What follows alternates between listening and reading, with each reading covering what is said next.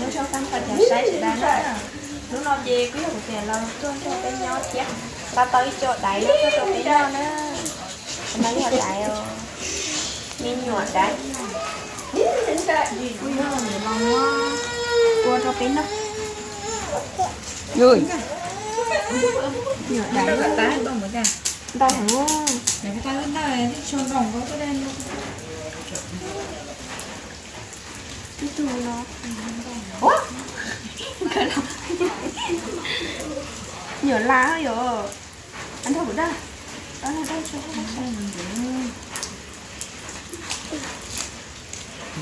ý trên chạy ủa đầu tiên rồi nó để nó xí đầu nó tăng thôi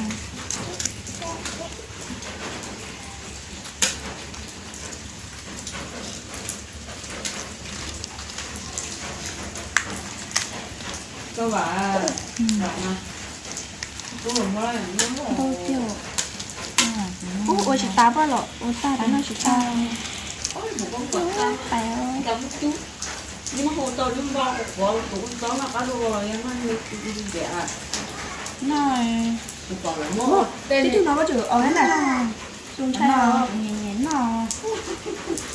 sáng chai chai chỉ đến ha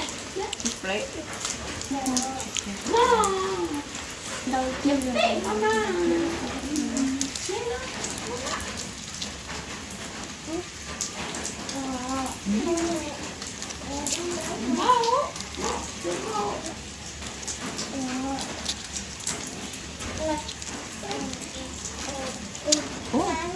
tới thế rồi thì phải thì thì tôi nhớ nó nè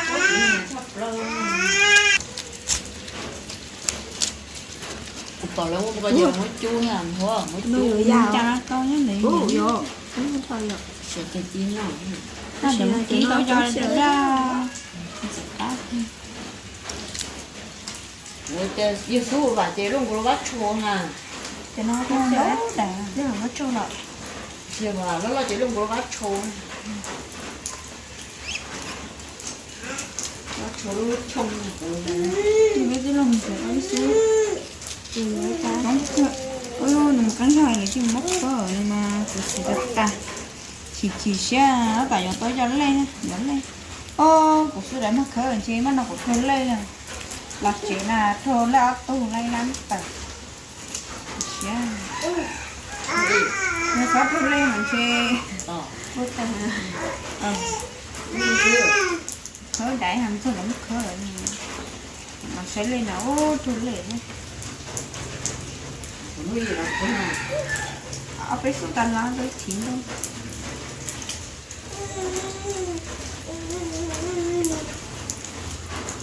bởi vì chỉ chơi là có liền tại do nó không lấy khá lắm rồi ha nhưng đấy rồi tôi nắng nó chảy chảy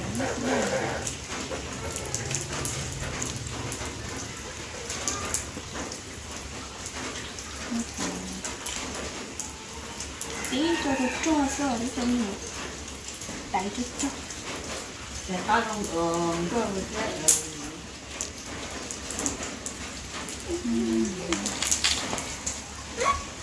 nhưng mà mua nhẫn họ để rất là nó lo chưa nhưng mà rồi có luôn mà đòn chỉ ra cái nó một chút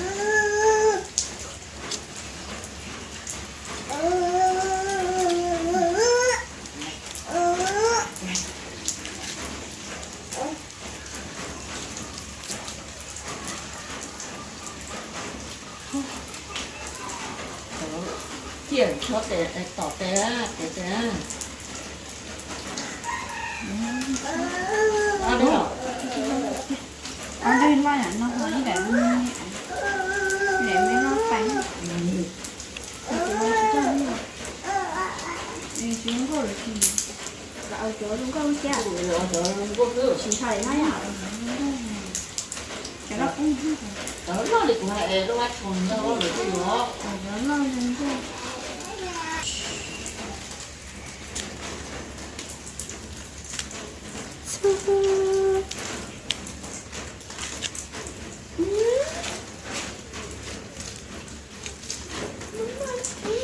cặc quạt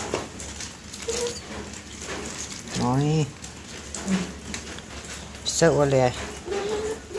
chú chỉ tao nó đua chỗ đáy nó ít sâu mà nhà nó chú chị chín cho đấy chú muốn trâu chị muốn để có chú kia đi chơi nhà chú rồi chị mày nó chú chị chị muốn tàn tàn đây đâu lúc chú chị chú biết đi cho nó là chú mà cán đũa nếu lấy tôi cọt khó cán đũa cái nó có một bẹt quạt tới như mua chắn không Chúng nó khó. hồi tôi số lọ lấy cái cho nó cho cái lò để cho ôi cô hồ lấy ta Ôi à, anh chén à. chẳng anh chị ha Nó để nó cho nó tôi. không có cái nó đi wow cho nó luôn nhiều chú có để nó nói gì suy chú kia theo lấy cho lại mua số lọ tôi qua đây mấy nhát rồi thì số lọ đó tôi nói tôi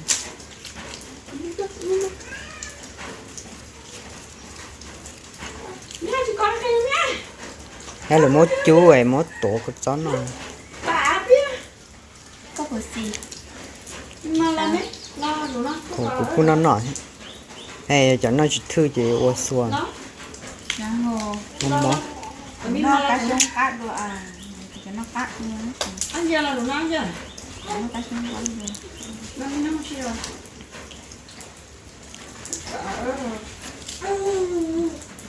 nó không phải bắt thế tôi đu đu mua quán đâu chở lên mày cho nó còn to hả cho nó chỉ canh cho xe nó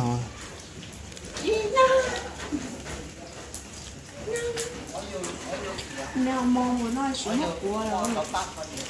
Của nó lò gì có lò về lấy cái nhìn lên nó. có lô lấy ra đúng dao tập lời hồ nó hả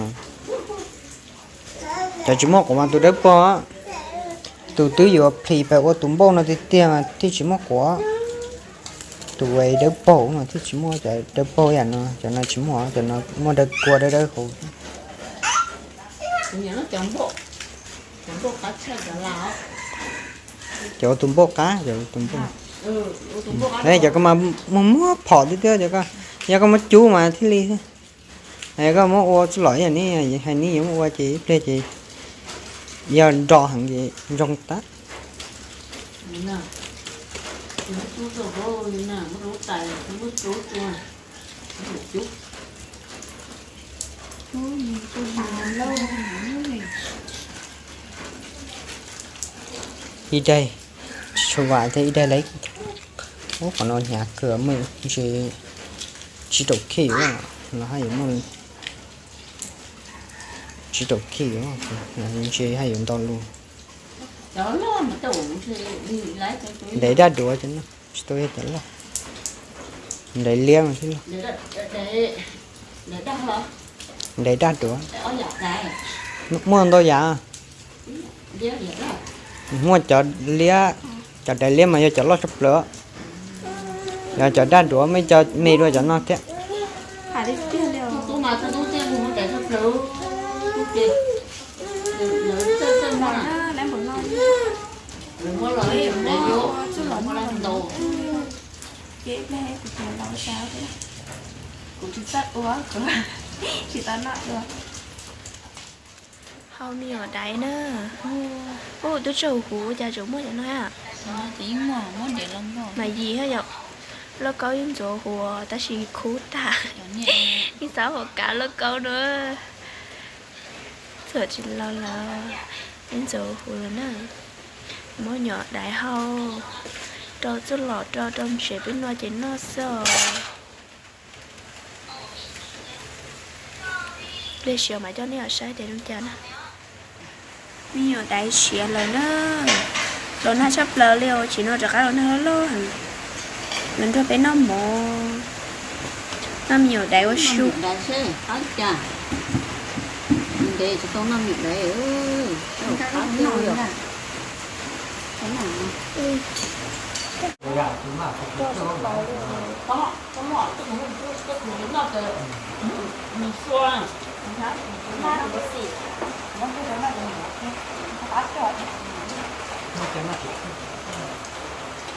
Có nào có.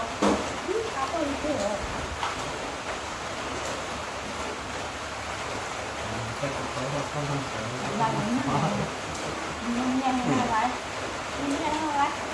Rồi chỉ sản đi cái phần đó. nó lại Cua cá thứ rồi. Nó hột qua.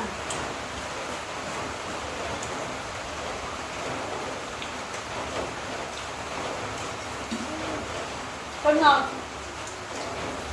non có bộ trắng mà. Co. Đây. Nó hột đó. Nó hột. Không có cọp quá.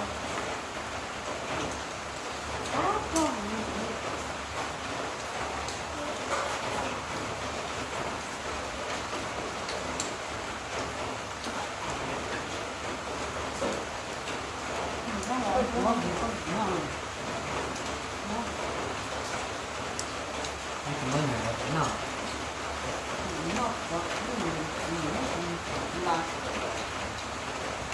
cũng bỏ Không có mỗi lần, đây mỗi lần không có ăn. ai tôi làm nó chị Cô là làm không bỏ, muốn cô đảo lại. tôi làm ta tôi cũng bỏ chị qua tôi phát tiền cái đúng lắm á Thì chị tôi là cũng ăn đó. Là cái nó từ lại từ Rồi ăn được không bỏ. Rồi, móc của rồi nó có cũng bỏ. cũng có đúng đấy cái này cũng có thì cái cái gì cuộc đẹp khó là nó chạy từ khoảng nó lắm nó của cho cá từ lấy con là cái cá từ lấy con người ta có tiền đó nó từ lại tiền vô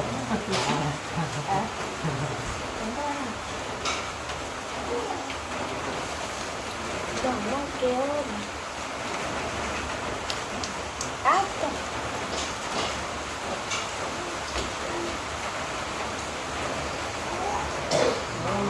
Vậy mà tôi được đâu. không thấy là sản phẩm không tiền Thôi chẳng đảo rồi. còn nó cái áp thì lo nó Đã cũng giờ rồi đó. Nó còn chỉ mà lo nó thôi mà. là một hoạt động gì nên cái nó lại Mình nói đi là chỉ cần lo quá, lo tiền lo tỏ qua. cái chuyện nó vui chị của cô em đi thấy không chị lúc mà đem nó tay thì xe ai kêu thì ai làm đó Không phải. không kêu phải cái gì nữa nên tất cả nó là cái khâu được cái là lấy không nhưng mà giờ nó nói là mình để thì nó khâu từ phía sau tất cả nó không nè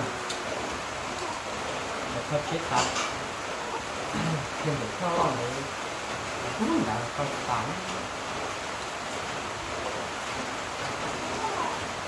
nhưng nét thì đây để khâu cái bản thân riêng nó lấy cũng được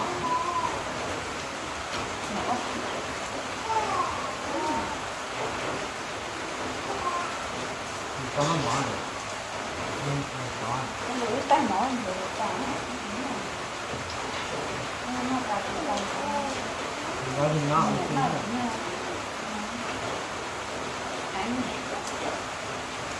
nuôi cá cái mê tỏi mỏng áp này mỏng nóng mà cái gạt nóng cái gì mắt nóng cái Không có là nóng là nóng đen cái gì đen tao nó tụi mua á. Nó tụi mua rồi á.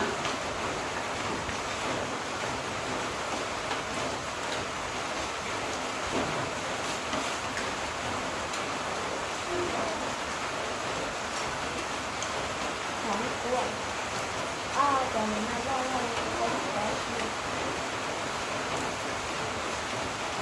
nó là cái một số Tôi chỉ nói là không. thế là chắc 10 đại chứ ha đúng rồi do Rồi đó. để cứ phải vừa kiểu cũng người ta cũng nhìn được nó khóc luôn nó khóc đấy à nó khóc là nó rồi thì nó nói ra người ta hành nó cất phải không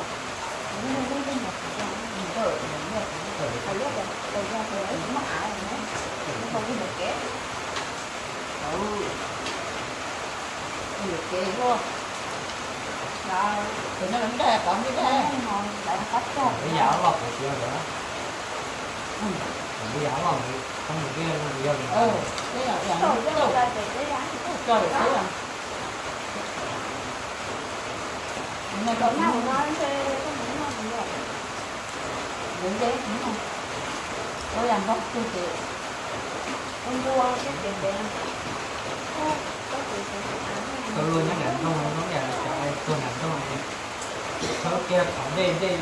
chung nhà kia tôi ăn được kém cho vâng họ tà nhưng đủ chưa